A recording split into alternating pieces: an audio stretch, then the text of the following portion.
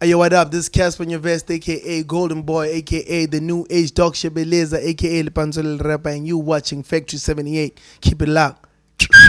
Abash!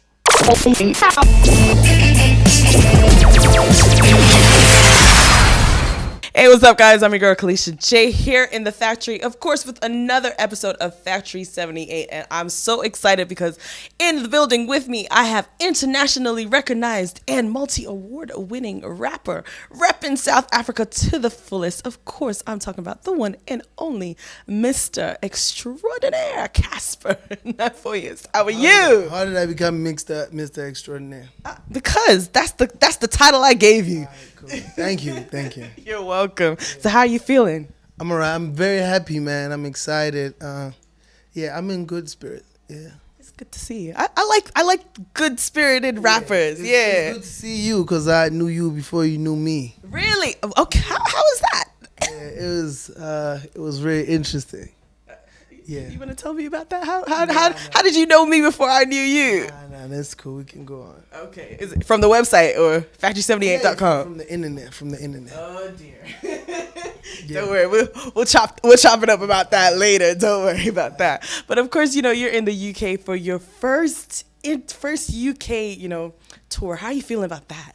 Like I'm saying, I'm very happy and very excited, and I'm in good spirits. I feel like a kid on a school trip, It doesn't feel like work or like tour life or like how it feels at home where I'm working. I already know what to expect, and I'm thinking about work more than anything. I'm just excited to be out here and like shop at shops that I used to dream about and actually afford the shit that I want, So That's what's up. yeah, I'm really happy, man. Like I'm having a ball. Me and my homies are just having a ball. We stayed up until like 4 a.m. just like shooting me dancing around the city, and Are you serious? yeah, we're really excited. I can't even sleep. So yeah, I'm happy, man. God is good.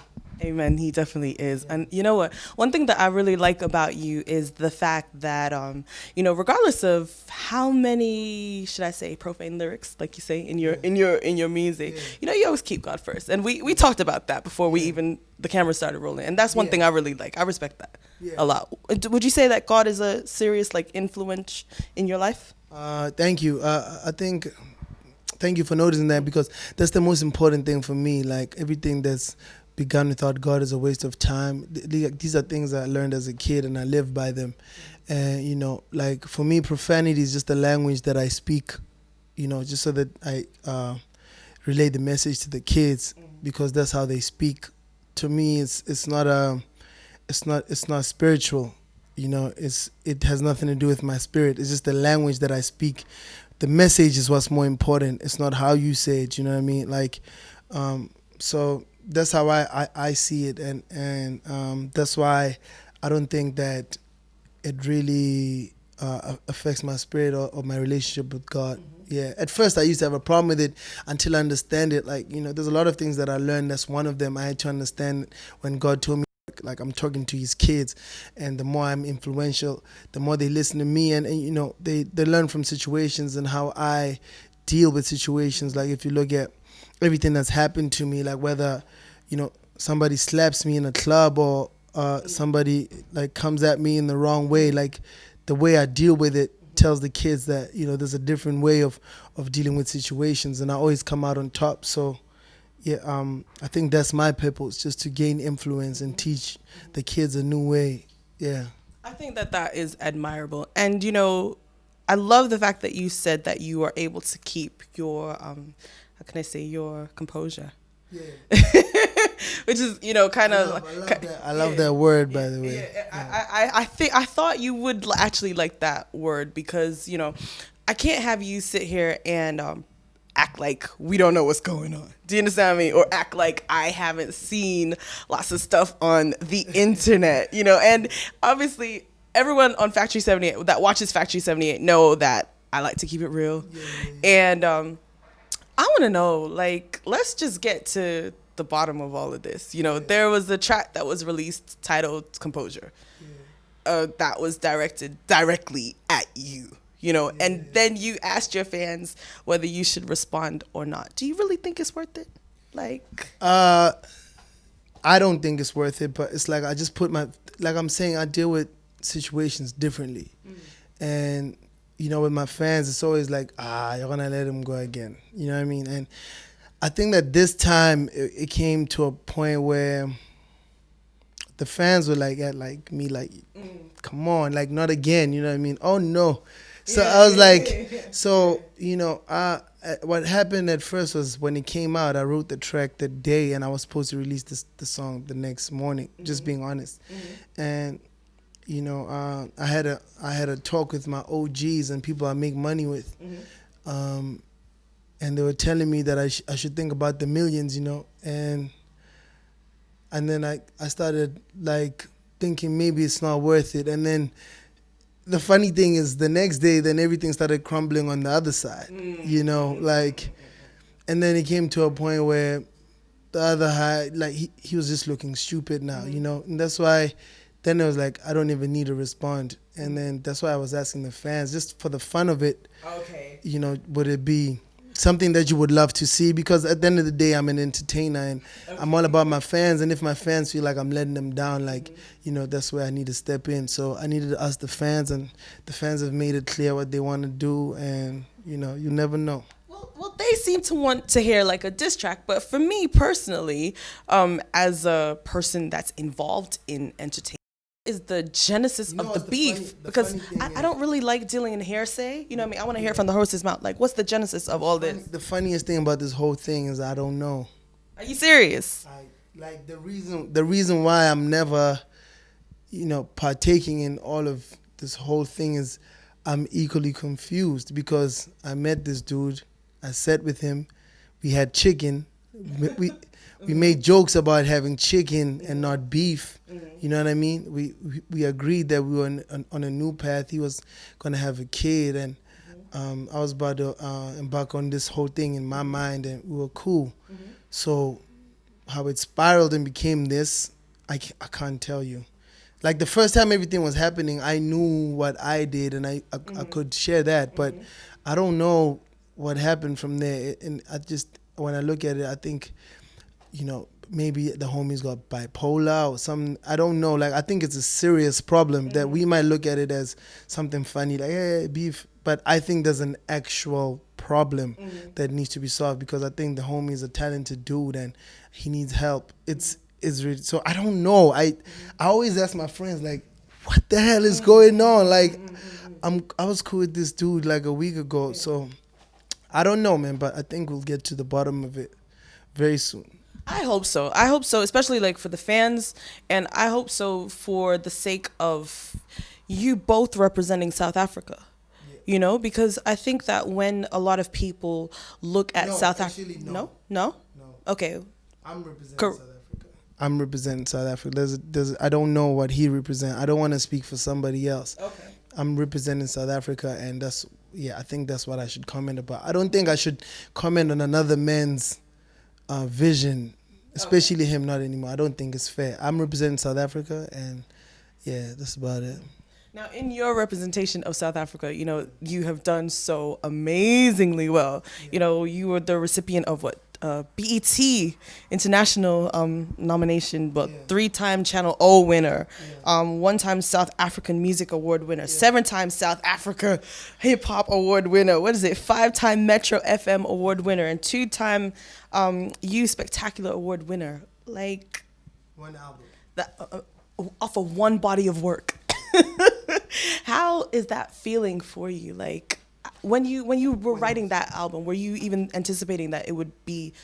You did. Okay. Yeah. All right. Yeah, I knew everything, man. In fact, I think I kind of failed.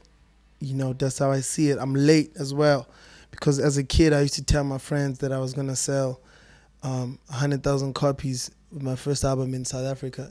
For a lot of people, they don't know, like, selling music doesn't sell in South Africa. Like, for one to sell 20,000 copies is like, unheard of. So, AKA just sold his first gold throughout his whole career ever since he's been here, because of this whole beef thing, which is really dope. Hip hop just had like 5 albums go gold, and which is dope. So for me, well, I'm the only one who sold platinum, but for me, it's like I didn't sell 100,000 copies like I wanted to. So I kind of feel like I didn't do it right. But until last week, I used to beat myself up. And when I thought about it, because my whole thing is I don't like comparing myself to my peers because then I relax. You know, like when people look at it, it's like I'm the most successful and I'm the biggest of them all. But when I look at it, it's like, yo, Wizkid is killing it for real. You know what I mean? And that's my homie. Like I'll be speaking to him on the phone and he'll tell me, yo, he just shot a video with Ty Dolla Sign. He's got this record with Chris Brown. He played me another record. Like Wizkid's got like 12 big records with 12 big artists, and just the way he remains humble, and you know. So for me, I don't feel like I've done anything. This is cool and everything for South African hip hop, but I think we're just getting started. I need to get more focused and put out more music and invest more into the music. Like I'm out here, part of the reason I'm out here is because of my own investments, you know. It's not like a fully sponsored tour by a promoter or whatever. You know, it's something that I had to invest in, and I needed to look at moves like that that's going to grow the brand more than just look at what we've done. We've done it. It's like my achievements can't do anything for me. They're just there. They're written. It's down in history. Yeah, but then I don't want to be that old guy that you meet on the streets who like juggles the ball and tells you like in my time. You know what I mean? I don't want to be that dude. I want to be that guy when I walk in the room, everybody should know, yo, that's the king. You know, so I think we just getting started. You know, I love that because there are many artists that unfortunately are kind of living off of like their past glory, should I say. And, you know, as you said, you're moving forward. In moving forward, what sort of collaborations can we anticipate on this new album? On the new album, I went a different direction because I had worked with so many American dudes, and I always see, I also have tracks that I'm doing with new dudes that people haven't heard, like more American collaborations or international collaborations. And for me, because it's such a process and whatever, I thought I need to take another direction. So instead of going the whole American feature, I worked with guys nobody knows, like South African guys who have like amazing talent, and I'm gonna share the platform with them. And what that did for me is it inspired me to find a new artist in myself. You know, the way I approached this album, the confidence and the flows and like the subject matter, and the way I was just having fun just by using these new guys and working with them really, really made the album interesting. So, you know, in terms of features internationally and whatever, it'll probably be just surprises, but this album is not about that. It's about just an African kid. In a nutshell, this album is about an African kid who's proud to be influenced by Western culture, but at the same time is proud to be who he is. Yeah, so that's, if I put it in a sentence or two, is it 2 sentences? That's how it sounds. But it's an amazing project, man. Yeah. I'm looking forward to that because I you know, before we started this interview, we were watching some old footage of you back in 2011, and that was when you first came over here. You were with Hip Hop Pansula, I think. Jabba, and you were being interviewed by my big brother at Factory 78, Adeshope, and you were performing rather, should I say, and you were like, wow. Wow, you're like, damn, wow, you couldn't believe it. Like, it's almost like you've come full circle from then, you know, to now. How would you say you've changed as an artist or as a person? I could show you so many interviews where I speak about that trip, you know. Really? Yeah, like my whole career, you know, ever since I left back for South Africa has been about that trip. Like every time people ask me how I came up with Gusheshe, and I'm like, yo, I just came back from London. And I make it sound like, yo, I just got, like it's 2 weeks ago. You know, I was like, yo, I just came back from London and we're trying to make music that will relate to the world, but at the same time, the content must be authentically South African and people should know where it's from just immediately when they hear it. So, but I never thought there was any recording of that trip, you know. So for me to see it and know that there's actual footage that can back up the story when I say I once came to London and performed for 40 people, and nobody actually knew who I was. I was the other guy on stage. You know what I mean? You were the backup guy. I was the backup dancer. Backup dancer. Yeah. And for me to come back like 5 years later, 4 or 5 years later, and I'm having my own interview, and I'm talking about new guys, Gemini and Tihu in South Africa. Like same way with Jabba was talking about me. Like I'm talking about those guys, and I'm looking at that footage, and I'm looking at this chain I used to wear that looked real but was fake as shit, and it used to give me pimples. Because it was that imitation. It was that imitation. And to come back here, and God's been good to me, and I was just asking the homie, yo, where can I get good jewelry? When we were walking here, he's like, yo, I've got this homie, whatever. And for me to see that, and I'm looking at everything, man, and it's amazing what God can do if you just put yourself or surround yourself with the right energy and make the right decisions. And he just does the rest. It feels like a movie when you're inside of it. Yeah. I love that, and I love the fact that that footage brought back good memories. I think if I'm not mistaken, I think Factory 78 is the only one that kind of have that still. So we've been setting trends. Just like you. Like I was on there's this show called Nadva or something. Is it Nadva? You know that guy? He's amazing. He does like a lot of research before he interviews people. So every time, that dude from Canada. So like when you pulled up that video, I had that moment. I was like, whoa, how did they know about this? And yeah, it's very interesting. You guys are doing a great job, man. Shout out. Even that interview that was that you did with the other dude was really, really dope. I thought that like the questions you were asking were really well researched. Yeah, you really dope. Thank you. And the thing is, I love the fact that I have you here because I like to get both sides of a story. Yeah. Do you understand what I mean? It's like it's not really fair for me to speak to one person and not hear someone else's version of it. Yeah. Even when I was watching it, I felt like I wanted to respond and but I couldn't because apparently I'm a local dude. And you're obviously not local because you're here in the UK with us. And I just thought like, just to respond to that whole thing, I thought it was really whack of that dude to come out here and say he's representing South African hip hop and then shit on us while we in South Africa. You know what I mean? Then you're not representing us, you're trying to sun us. That's why I thought it was whack, and that's why I'm out here I'm not trying to disrespect anybody in South Africa. I'm out here trying to represent my brothers and everybody who's part of the movement because the reason I'm big is because of everybody. I didn't start this. There were people before me that people are gonna come after me.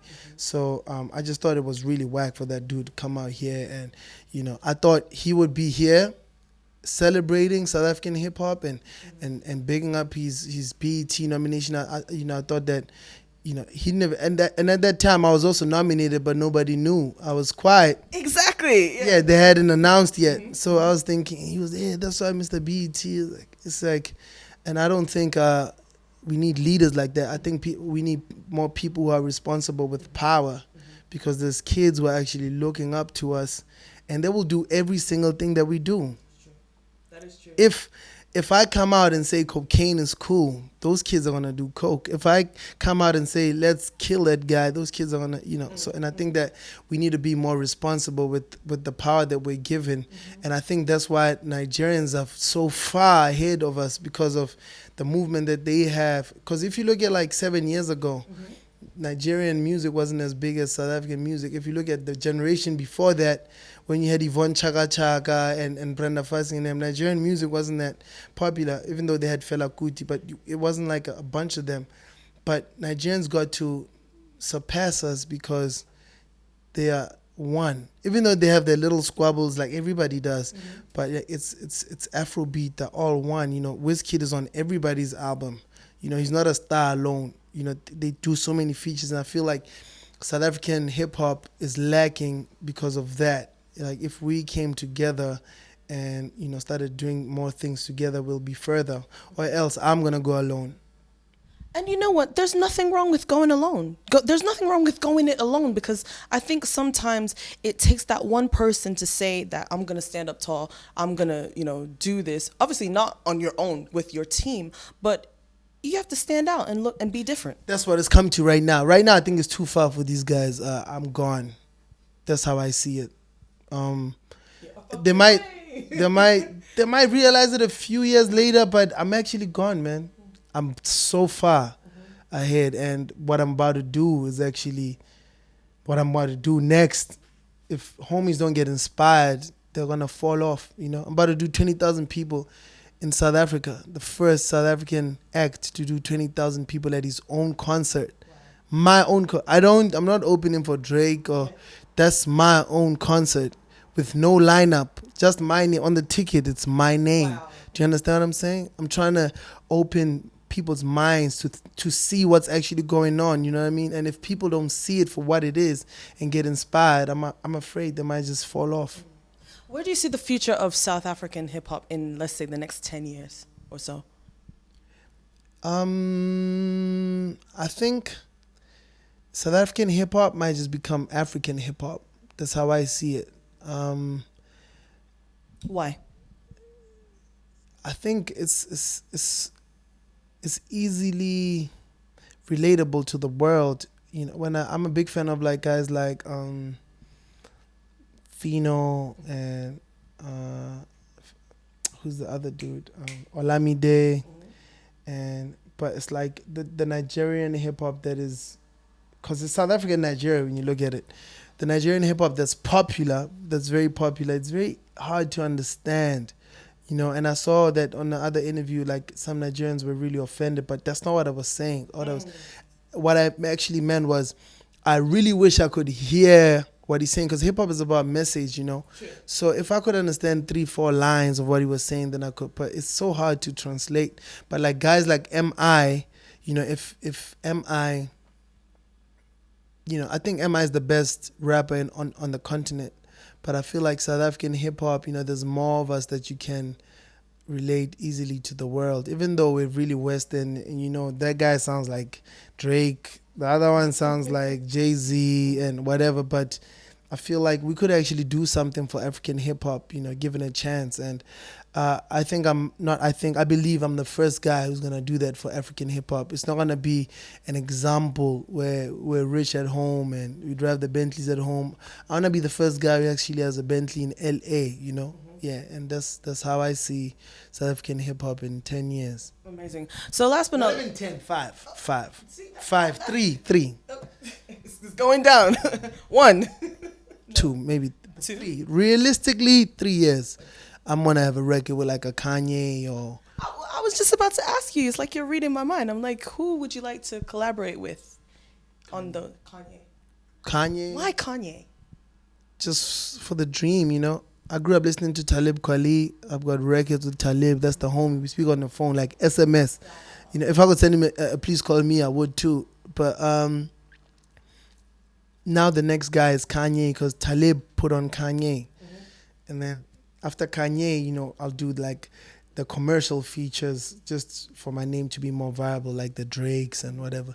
Yeah, that would be dope. But just for my dream, for the sake of just inspiring myself even more, I would love to be in studio with Kanye, even if he just sits there and doesn't say anything. He probably will sit there and not smile. Yeah. Even if he just turns up on me like, yo, man, your verse is trash. Be like, yo, thanks, man. Thanks, Kanye. It's been a dream to get shitted on, by you. I just think that you shitting on me just really inspired me. And, I'll write this verse as many times as you want me to.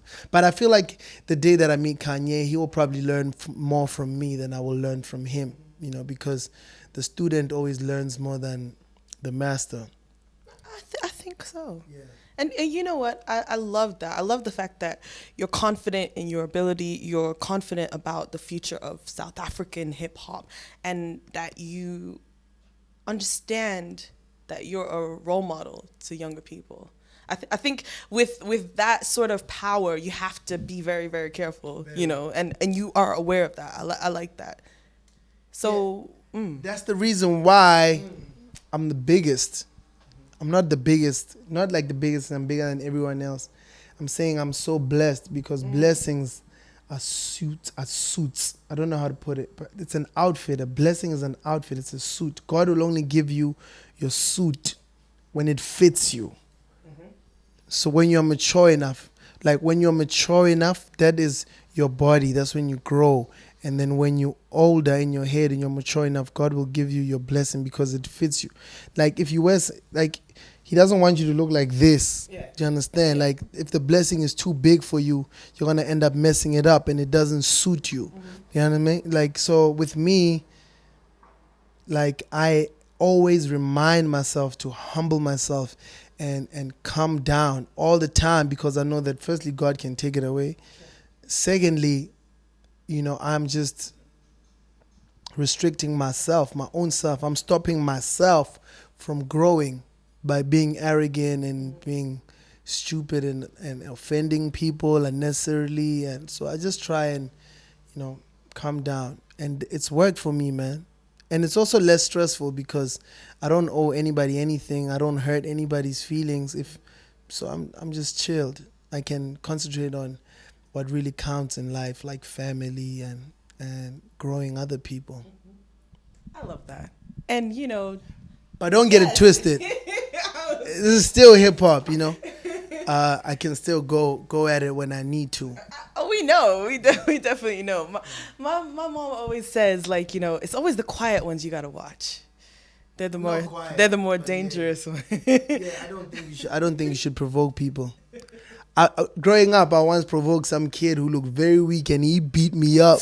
So I don't think you should provoke people. I learned my lesson. He was the papa's guy in the room. He ended up fucking me up. So I don't provoke people. I don't think you should provoke anyone, especially the ones who look weak. I agree. Definitely. Or the ones that smile a lot. like exactly. Yeah. Exactly. True. Exactly. So before we go, you've come over for your first UK tour I'm gonna be turning up at. Where my tickets at, by the way, sir? I don't have tickets, but I mean, I'm invited. Is Factory 70 invited? yeah, I mean, it's family. Yay! Family, yeah. So that's great. So of course, we're talking about your UK tour. Where are you gonna be performing? I'm out at CLF Art Cafe in on Friday in London, and then I'm out at the Tower Ballroom in Birmingham on Saturday the 19th, and then the last show is in Dublin at Passion Nightclub on the 20th of September. And yeah, apparently that's gonna be the one, but I think all of them is gonna be the ones. For me, it's my first time out here, and I always tell my friends that we need to invest in doing our own shows, because the first show might have 10 people, the second one is going to have 20, because those 10 are going to be impressed, and then it's 40, and then 80, and then eventually that's how we did it in South Africa. Now I'm about to do 20,000 people in my country. So here I'm not even coming with the mind that the arena is going to be filled with 10,000 people. It's like whoever who comes, who is proud of being African or South African, or who just loves hip hop, and they should come and see a very energetic and dope show, and we'll grow, and it's just the beginning or a building block for me. I love that. So in your final words of this interview, when we Google Cassper in 20 years, because that's a long time from now, in my opinion anyway, or 25 years actually, what are we gonna hear about you? Yeah. Or what would you like us to hear about you? Yeah. Cassper Nyovest is a South African kid from a township called Muntsiwa, and I'm a dreamer, and one day I'm going to be the biggest hip-hop act to ever come out of South Africa, or Africa, and the world, but to originate from Africa. We're going to do everything from Africa. One day I'm going to be as big as Kanye West, and we're going to do it from Africa. I'm not going to leave Africa to go and live there and become westernized and then them change my mind. It's going to be an African story that we're going to tell the world. You know what I mean? These are the interviews that they're going to be playing on Twitter, like, yo, man, this nigga prophesied it. So yeah, that's what's going to happen. It's going to be all done through Jesus Christ, because I am a believer. And I know that it's weird that a rapper is saying this, but you'll understand why one day. Yeah. Amen, brother. Amen. Now we can turn up now. Yes, turn up! Now that we've laid the foundation, I can turn up and tell these guys, first of all, you ain't got shit, nigga. Okay? You ain't got a place to stay. I'm joking. I'm working on it. Yeah, man. But thank you. Yo, shout out to South Africa, man. I'm out here representing you guys, trying to do the best that I can to put us on the map because I know that we've been trying to do this for a long time. And a lot of guys who came before us have laid the foundation. Like the first time I was here was because of WHP and Jabba. So you have to pay respect to those guys. And we have to do it right so that the guys who are coming after us learn from us and they grow this thing. So it's Cassper Nyovest, a.k.a. the new H Dog Shibboleth, and we out reporting from Factory 78. It's a wrap.